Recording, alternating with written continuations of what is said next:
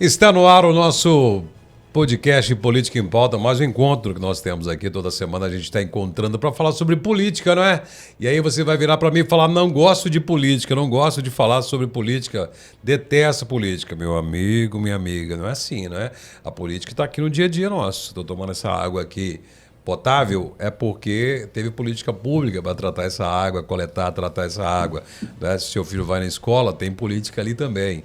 Né? Se você busca seu alimento, transporta alguém, dirige, abastece, tem política permeada ali. Então, se você não falar e não quiser conhecer um pouco mais sobre a política, você depois não pode cobrar, você não tem noção do que está acontecendo no seu cotidiano, no seu dia a dia. Obviamente que você não tem que ser entendedor da política enquanto ciência social, mas aquela política que influencia o nosso dia a dia, você tem que estar ali, sempre buscando informações. É o nosso objetivo. Política em Pauta está aqui para prestar serviço, não é para falar de política, é para falar da política. E, claro, sempre temos aqui agentes públicos que estão aí na política, obviamente com esse compromisso de, através da política, levar o bem para mim, para você, para a nossa comunidade. E hoje estamos recebendo aqui uma pessoa que está ligada à política, não só como cidadão, mas também como agente público. Já foi prefeito, já foi secretário, militante na causa do ensino também, professor. Estamos recebendo aqui hoje, com muita alegria, o meu conterrâneo que eu descobri aqui de Caratinga, Sérgio Mendes, professor universitário. Sérgio, muito obrigado por estar aqui no podcast Política em Pauta e prazer saber que você é de Caratinga. Isso, o prazer é todo meu, não, alegria muito grande. Eu falo que tem uma parte do poema, né, que fala: minha terra tem palmeira onde canta o sabiá. A terra que tem palmeira é a nossa terra de Caratinga, né? Ali a Praça das Palmeiras, que contorno ali tem a Catedral São João Batista, maravilhosa. Coreto de Oscar Niemeyer, né? Sou nascido em Caratinga também. Cantada por Aguinaldo Timóteo. Aguinaldo Timóteo. Que alegria, né? É sempre muito bom conhecer e rever pessoas. Né? Com certeza nós nos vemos e conversamos e convivemos em Caratinga, né? E também na comunicação, a gente vai falar sobre isso. Você esteve na TV Leste com o programa. Sim. E eu também pertenço ao grupo, né?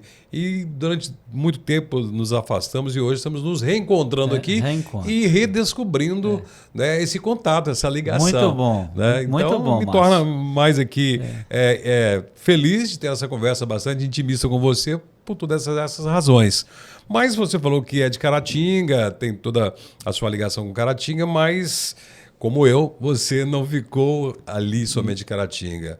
Então, o Sérgio Mendes, de Caratinga, quais foram os próximos passos na vida? Para a gente conhecer um pouquinho melhor, Sérgio. Eu já rodei muito. Falo que Caratinga foi ali, o doutor Eduardo Aladier fez meu parto, fez seu parto e fez parto aí provavelmente umas 30 mil pessoas da região de Caratinga. Foi prefeito de Caratinga. Foi prefeito. Né, foi vice-prefeito também, foi deputado estadual, foi secretário de habitação. Né? Durante o governo Itamar Franco. Isso mesmo. Né? E faleceu, o maior obstetra, né? O maior obstetra da região. Mais de 2.800 partos. Isso tudo? Eu não sabia o número. 2.800 partos quando ele faleceu tragicamente no Carnaval de 2001. Foi isso. Foi isso, então. Mas dali, dali de Caratinga a São João do Oriente, né? Onde eu passei a minha infância em São João do Oriente. Meus avós eram de São João do Oriente. Né? Tanto meu avô e por parte da minha família da minha mãe, ainda tem muitos parentes de São João do Oriente, e saí ainda na minha adolescência, Márcio, acabei indo para Timóteo. Timóteo teve uma construção na minha vida, na cidade de Timóteo, porque eu fui morar com uma tia no momento de dificuldade da família, e Timóteo me deu uma oportunidade ímpar, porque ela, quando eu cheguei aos 12 para 13 anos, ela falou comigo assim: aqui tem que trabalhar e tem que estudar. Então ela me empurrou para uma escola e ela me empurrou para um trabalho. Eu tive a oportunidade de estar ali fichado, logo ainda na minha adolescência, que naquela época podia ser fichado ainda menino. E acabei tendo uma trajetória de escola mesmo. Ela sempre me impulsionou a ir para a escola, sempre me motivou. E então foi muito bom na minha vida, porque eu fiz cursos superiores, eu consegui fazer depois, chegar até no mestrado, o que não é fácil. Muitas vezes. Eu sou mestre em administração e gestão de escolas, né? Gestão de escolas, especialista em gestão escolar. E acaba que, nesse tempo, né, pela minha participação na cidade de Timóteo, eu acabei virando vereador, vivi vereador 2 mandatos, depois fui prefeito, mas nunca me afastei da comunidade, nunca me afastei das pessoas e sempre preservei muito essa relação. Aí me tornei professor. né, me tornei professor e levei uma vida também no magistério, na educação, onde eu gosto, né? Eu sou professor do ensino superior.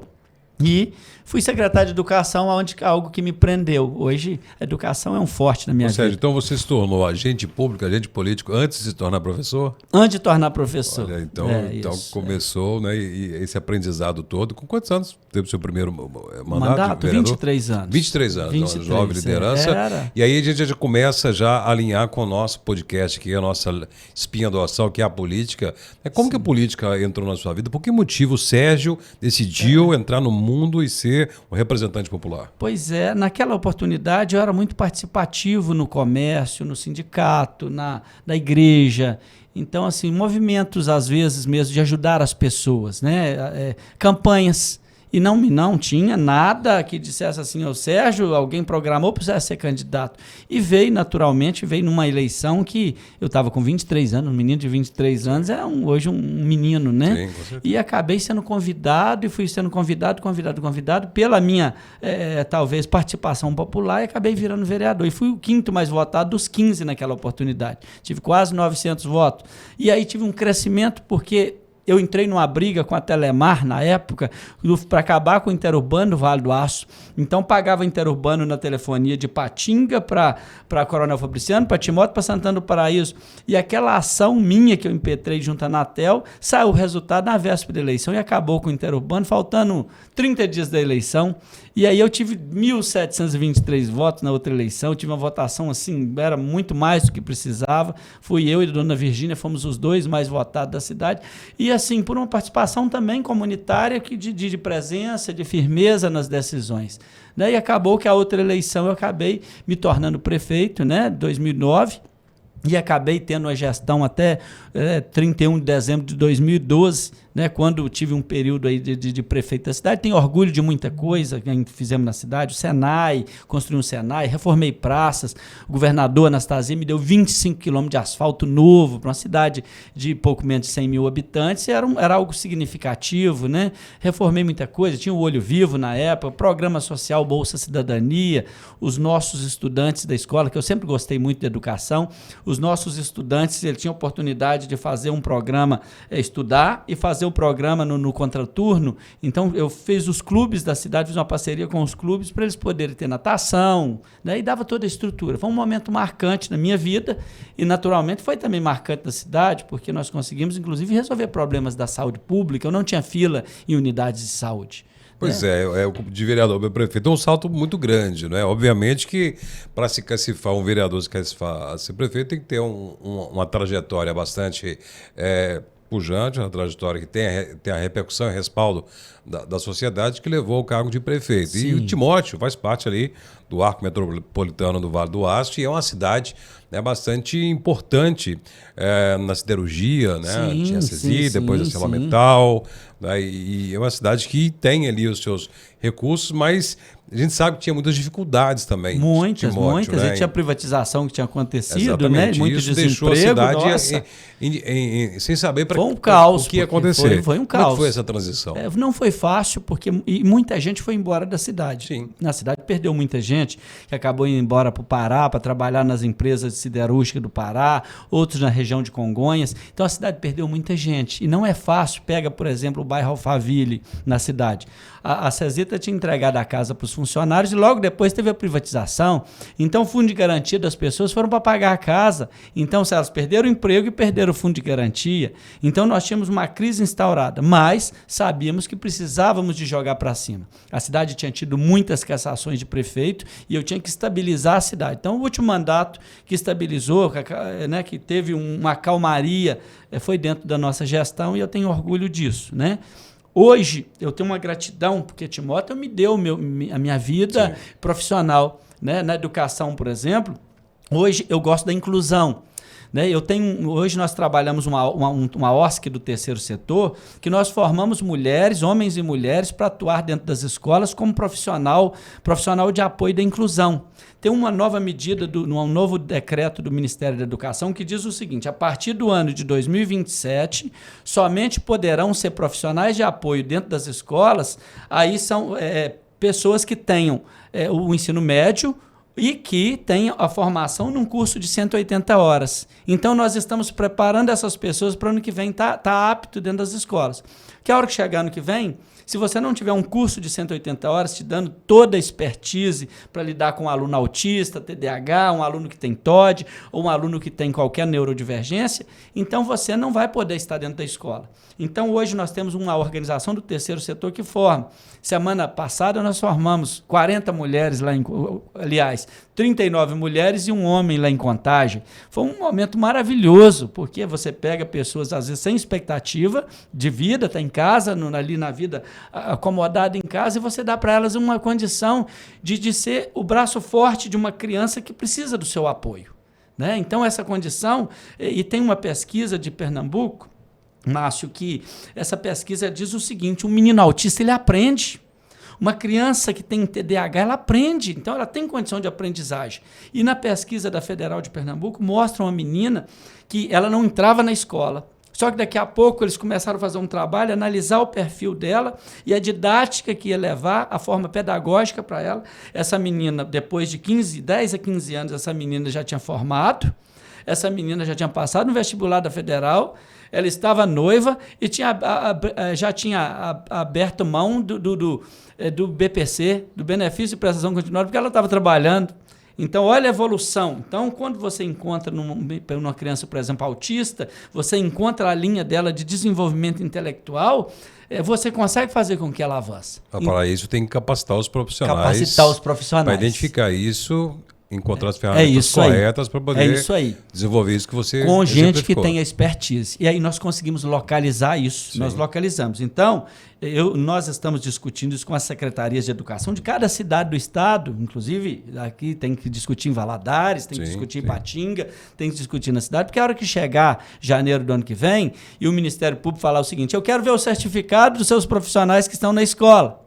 Né? E se não tivesse, não tem certificado de 180 horas. Então você não vai poder acompanhar um menino, você não vai acompanhar uma criança, você não vai, que tem aí qualquer neurodiversidade. Pois é, Sérgio, você disse que foi primeiro agente público, vereador, prefeito e depois como professor e como prefeito era um gestor. Tinha que gerenciar o município, utilizar ali o orçamento para atender as necessidades do município, né? Mas também se identificando aí começou a identificar também com uma causa, né? Que é a causa do ensino, da educação, eu amo a da educação. Formação. E depois que você deixou de ser prefeito, você seguiu para esse tipo de educação.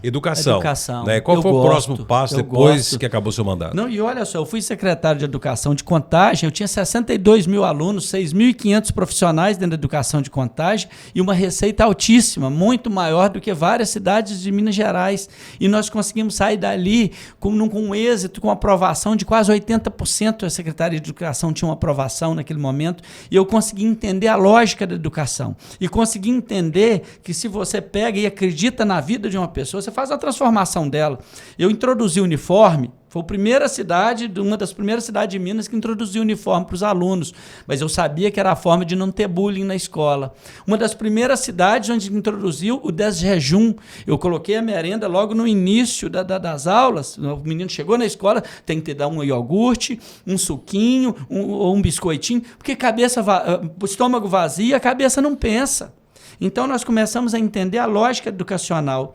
E aí, como isso me dá alegria na vida, você pegar um menino sem expectativa e sem esperança, pobre, e você conseguir ver esse menino chegar lá na frente médico, o menino chegar dentista, virar professor, é você acreditar na vida. Então, a educação, para mim, foi o diferencial. Hoje, inclusive, estou pré-candidato a deputado federal, graças ao movimento da educação. Porque eu acredito nessa transformação, eu acredito que eu posso dar a mão para a inclusão. Num país que não funciona, quem fala que o país funciona, não funciona. Eu entro com um processo nas pequenas causas, ele fica lá 2, 3 anos e não julga. Eu vou para a fila do SUS, para a fila aí, por exemplo, de urgência e emergência, de uma UPA, eu fico lá 3, 4 horas, 5 horas, eu saro lá dentro de uma UPA e eu não tenho respostas. Né? Eu tenho um menino autista que eu levo para a escola e eu preciso de um acompanhante, fica lá 6 meses e não tem o acompanhante. Então, nós precisamos fazer o país funcionar. Eu sou técnico em administração, a minha expertise é gestão. Então, eu posso hoje pegar o que tem de normativa no Brasil e ajudar a aprimorar. Eu não posso não ter uma vaga para um menino de creche O país tem que oferecer, isso está hoje, inclusive, no novo marco da educação, está claro lá dentro que o país tem agora, os próximos anos, tem que oferecer vagas de creche. Então, a gente tem que oferecer vaga de creche, dar condição para os municípios fazerem isso. Então, eu sei como discutir isso. E acabei, inclusive, aceitando o convite do PSD para ser pré-candidato nesse sentido, porque eu acho que eu posso colaborar. Eu sou novo, conheço como é que a máquina funciona, eu conheço a educação, conheço a vida das pessoas. Eu conheço um menino, uma menina que chegaram espancado na escola. A gente tem esse feeling, a gente que denuncia. Nós somos a proteção da vida. A educação é a proteção da vida. E quando a gente pega a inclusão, nada melhor do que uma bandeira dessa é valorizar o outro, é entender que a gente precisa fazer a vida andar. De postular essa vaga na Câmara dos Deputados, a experiência enquanto parlamentar, como vereador e também como prefeito, nas duas pontas, dá para somar, da legislação e execução. Sim. Né? Você acha que leva essa expertise juntamente com toda a sua vontade de fazer políticas públicas para a educação e demais setores funcionarem. Sim, eu acho que funciona, sabe, Márcio? A gente precisa de sair do comodismo, sabe? E muitas vezes, alguns dos nossos deputados, eles são cumpridores de horário em Brasília. Nós não precisamos de gente para bater cartão em Brasília. Não é bater cartão em ponte aérea, nós precisamos de gente que pega os problemas, dos problemas das cidades, como, por exemplo, eu citei aqui a questão do profissional de apoio, da inclusão. O Ministério Público chega e fala assim, tem que colocar o acompanhante para o menino. Aí você chega lá do outro lado, na prefeitura, e fala assim, não, a procuradoria fala assim, não, a lei não permite porque eu tenho que fazer um processo seletivo. Aí o processo seletivo demora 7 meses, 6 meses. Para fazer um processo. Então, isso precisa de ser ajustado, quais os formatos que vão dar celeridade aos processos. Né? Eu não posso aceitar, por exemplo, vou mudar aqui para outro gancho, que a gente vem na estrada, eu vim de Ipatinga para cá, que eu pago pedágio, que eu pago PVA e que ainda corro risco, né? Se você vacilou um pouquinho, viajou um pouquinho na ideia, você passou no radar, você ainda vai pagar a multa. Então, o risco da vida, né? É o risco da vida. Então, a gente tem que entender o seguinte, o que é o dinheiro da estrada? Para que serve o meu seguro do meu carro? Para que serve o meu IPVA? E para que serve o dinheiro da estrada privatizada? Onde é que está? Então a gente tem que começar a dar lógica para as coisas, sabe? A gente tem que começar a falar assim, não, isso está errado, tem dinheiro demais entrando aqui e nós está saindo tudo do contribuinte e nós muitas vezes não estamos tendo a clareza de onde é que está indo isso. Tem um dinheiro indo para a concessionária, o do seguro indo para a seguradora, o outro do IPVA indo para o governo e as estradas muitas vezes não têm a resolução que a gente precisa. Cadê a duplicação? Então, há muitos pontos falhos, né, na nossa política nacional e no nosso parlamento que precisam de ser ajustados. Você disse bem. Né? E, às vezes se fala assim, mas fulano é pré-candidato ou é candidato representando a cidade tal, a região tal, mas você peregrinou, você andou bastante. Sim, Caratinga, sim, Nascimento, vivenciou lá, Timóteo, prefeito, vereador, Ipatinga, Contagem, Santa Luzia, Brumadinho.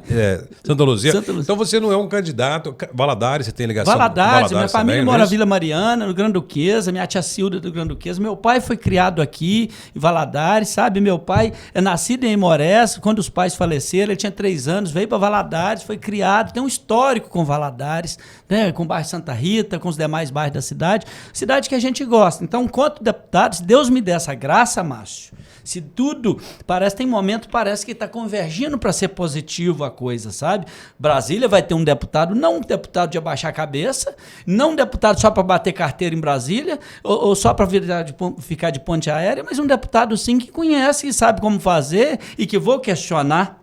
Eu nunca tive vaidade por bens materiais para me querer ser rico ou querer ter uma vida só afortunada, nunca quis. Mas sempre trabalhei muito, até porque a educação, quando a gente está na educação, a militância da educação, ela nos torna mais pé no chão. Eu tenho que colaborar com esse mundo, porque daqui a pouco passa, a vida voa. A vida voa, a vida é uma estação, né? Nós falamos isso aqui no início. A vida é uma estação, tem gente que vem, tem gente que vai, nós dois aqui. Sim. Nós nascemos da mão do mesmo médico. Sim. Sabe? Nós estamos aqui, olha quando é que a vida me trouxe. Quem diria eu tinha que ser pré-candidato aqui, o Márcio Farias aqui, meu amigo, também nascido no Caratinga, no mesmo hospital, na mão do mesmo médico. Olha que coisa. Então eu tenho que colaborar, porque é muito rápida essa passagem. Sabe, Márcio? Muito rápido. Pois a sua contribuição agora na Câmara dos Deputados, em sendo eleito, né, ela escala, né? E você acredita que tudo aquilo que você enfrentou barreiras na Câmara Municipal, na Prefeitura de Timóteo, né, enquanto secretário de alguns municípios, você acha que consegue fazer mais enquanto deputado federal e como fazer mais? Tá, hoje a gente precisa... Eu sou administrativista, eu sou formado em administração, né? Eu sou especialista em gestão de escolas também na educação. Mas, em termos do administrativo, o funcionar, fazer a máquina funcionar. Eu quero colocar, por exemplo, leis, como, por exemplo, UPA. Né? Nós temos lá o protocolo de Manchester. Se você caiu no verde, você vai mofar lá dentro. Se você caiu no amarelo, você vai ficar lá dentro mofando menos um pouquinho. Mas se você caiu... A gente precisa de regulamentar que o brasileiro está cansado de ser abusado. Sabe, se o dinheiro cai ali, eu preciso... o governo fala de meritocracia, então meritocracia no atendimento da população, sabe? Eu preciso de instituir, pegar a legislação, falar, não, vamos discutir o protocolo de Manchester. O cara está ficando 6 horas dentro do UPA e não tem resposta. A dona Maria precisa de uma cirurgia de vesícula, o seu José precisa de uma cirurgia de vesícula, que é uma cirurgia letiva, e está ficando, tem 4 anos, 5 anos que eles estão aguardando, morrendo de dor dentro de casa. Então, quando nós pegamos a legislação atual e a gente regulamenta com prazos, né? Tem que ter prazo de cumprimento, amigo, Márcio, a gente precisa de ter. Qual que é o prazo? Porque eu, enquanto técnico, quando um plano de meta, eu falo assim, chegou um pedido aqui, a dona Maria precisa fazer uma cirurgia de vesícula, o prazo dela, 30 dias o governo tem que autorizar a cirurgia de vesícula dela, não pode ficar 3 anos dentro de casa morrendo de dor. E muitas vezes, na simplicidade das pessoas, elas são vítimas de um Estado que não funciona. Então, essas normatizações, principalmente, né, na saúde, normatização na educação, que a gente precisa, eu preciso de estabelecer que um governo ele pode contratar um profissional de apoio, desde que estejam dentro dos critérios, naturalmente. Um profissional de apoio de um aluno de inclusão, ele precisa de entender. Eu tenho que passar, inclusive, por uma análise psicológica, né, muitas vezes, porque às vezes ele não vai lidar, ele não vai conseguir estar com um menino ali de grau de suporte 3, que é o mais pesado. Ele precisa de entender e saber como que ele vai levar, no amor, no cuidado, no carinho. A gente precisa de normatizar essas coisas. A gente tem que sair, muitas vezes, não é só no discurso. Mas se vai funcionar no papel, eu preciso de colocar no papel. Sérgio, você já demonstrou aqui que você se preparou para este momento, se preparou para disputar a eleição para o parlamento, para a Câmara dos Deputados, né, devido às suas experiências, sua vida, sua vivência, né, em vários setores da política, de cargos públicos e também da sua formação enquanto professor universitário e das suas causas, né, em torno da educação. E é um entendedor do sistema. E existe um sistema. Existe. E esse sistema é muito falho em alguns pontos. Muita. E aí quando você chega numa esfera federal, como a Câmara dos Deputados, muitas pessoas que tinham a mesma impressão sua, mesma formação sua, a mesma preparação sua, chegaram lá e não conseguiram sair do lugar. Ficaram intimidadas. O que vai fazer o Sérgio fazer diferente? Às vezes você precisa de um movimento. Às vezes você precisa de um grupo. A gente precisa hoje de sair do discurso de não ter projeto e ficar assim, eu sou do grupo do fulano, eu sou do grupo do ciclano. Eu sou do equilíbrio. A gente precisa de um equilíbrio. E, naturalmente, para você conseguir convencer as pessoas de que a sua ideia está certa, você tem que trazê-las para o convencimento. Fala, meu amigo, se eu grito isso na tribuna de uma Câmara dos Deputados, falo assim, eu não posso aceitar que a dona Maria e o seu José fiquem 5, 6, 7, 8 horas na fila da UPA. Eu não posso aceitar isso. Será que vocês estão de acordo? E muitas vezes é voz. Eu não posso chegar em Brasília e ficar calado com essas coisas. Então, à medida que você impõe, você vai ganhando adepto. E em ganhando adepto, você vai ganhando movimento. Tem muita gente boa lá dentro também. Acredito que não tem só gente ruim, não. Acredito que tem muita gente boa em Brasília. E nesse movimento, o Brasília, eu tenho um sentimento seguinte, ou você vai para fazer negócio, para fazer negócio de vida, né, pessoal, deputado, ou você vai para uma militância social, ou você vai para defender a população. Eu quero ir para defender a população, que é isso que eu faço dentro da escola. Eu defendo os meninos, eu defendo uma mãe que tem uma criança no colo que precisa de uma oportunidade. Eu defendo a criação de vaga numa creche. É isso que eu defendo. Então, a minha militância ela já é real nesse sentido. Vai em Santa Luzia, vai em Contagem, Ipatinga, em Timóteo, o que nós fizemos na educação. Eu já tinha quase 50% dos alunos do tempo integral em 2012, quando não tinha essa legislação para isso. Eu já tinha. infelizmente, não continuaram com aquele formato que a gente tinha. Porque a educação tempo integral dá oportunidade para a mãe solo, dá oportunidade para a criança ter outros cursos, outras habilidades e evoluir e chegar muitas vezes no anos iniciais e no anos finais. Anos iniciais já entra lendo, quando a creche é bem feita. E nos anos finais já chega avançado, quase preparando para um curso técnico, algo mais avançado, já com uma rotina muito melhor. Eu acredito na vida. Por acreditar na vida, eu estou aceitando. Eu estava em casa, Márcio, sossegado. Eu fui convencido de que eu deveria ser pré-candidato a deputado. Convencido. Convencido por um grupo, e veio um, veio outro. Eu disse não. Mas no final de tudo, o delegado Cristiano Xavier, que é um amigo, foi prefeito de Santa Luzia, deputado estadual, ele falou comigo assim: você é um cara do bem, Brasília precisa de você.